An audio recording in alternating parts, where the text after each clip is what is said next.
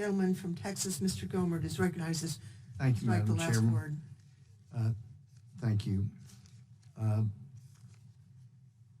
do think these proposals are coming from the right intention, but from a practical standpoint, sometimes we need to just step back and look at what we're doing. What's the effect of what we're doing? In the $4.6 billion package that was passed out of the House, none of it was for enforcement. None of it was for detention beds.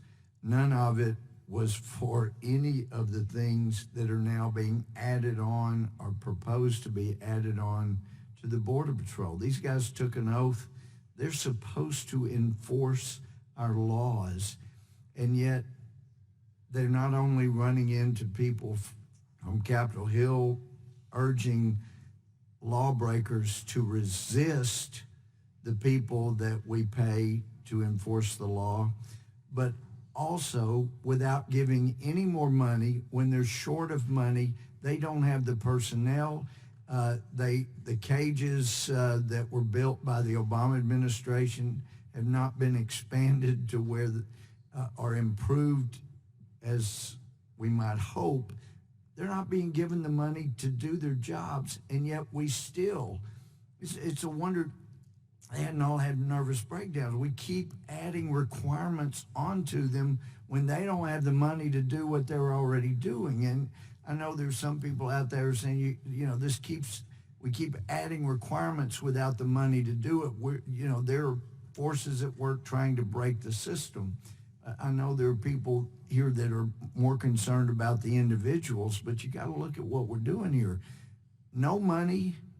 They don't have enough to take care of the people that are there, and yet the encouragement that we're not going to secure our border, we're going to get to an amnesty, we're going to get to legalization, keep coming from all over the world. And, you know, it is a problem.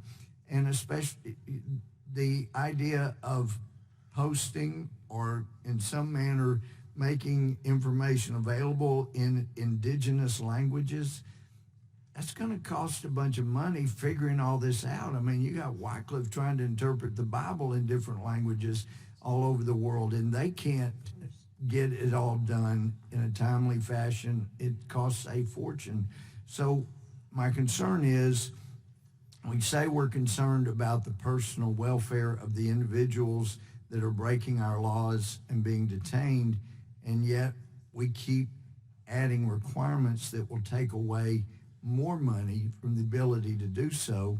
And I think everybody here on our committee has gotten used to the idea it's a good thing to have audio and videotape so that we know what's happened. So if there is a renegade law enforcement officer that is not acting appropriately, we got it right there. That is true everywhere except one place that I know of, and that's our Federal Bureau of Investigation. And as we've looked into the Mueller report, we're going to have a hearing next week with Mr. Mueller himself. I continue to be amazed that what was considered at one time the preeminent law enforcement force in the country is the only one I know of. They don't want videotapes. They don't want audio tapes. All they want is the ability not to allow anybody to have audio or video tapes, and then they will write up what we call a 302, that memorializing a conversation and answers to questions, and so that when it comes to a trial or hearing, you've got people from this great law enforcement entity, the FBI, and an accused criminal. So my friend's amendment here brings back to mind, I hope that we could work across the aisle easily and push for video and audio recordings so we know what defendants and potential accused have said, and we're not forced to take just the word of an FBI agent. But that's the reason they hadn't gotten rid of 302s. They get to be the ultimate source on what somebody said.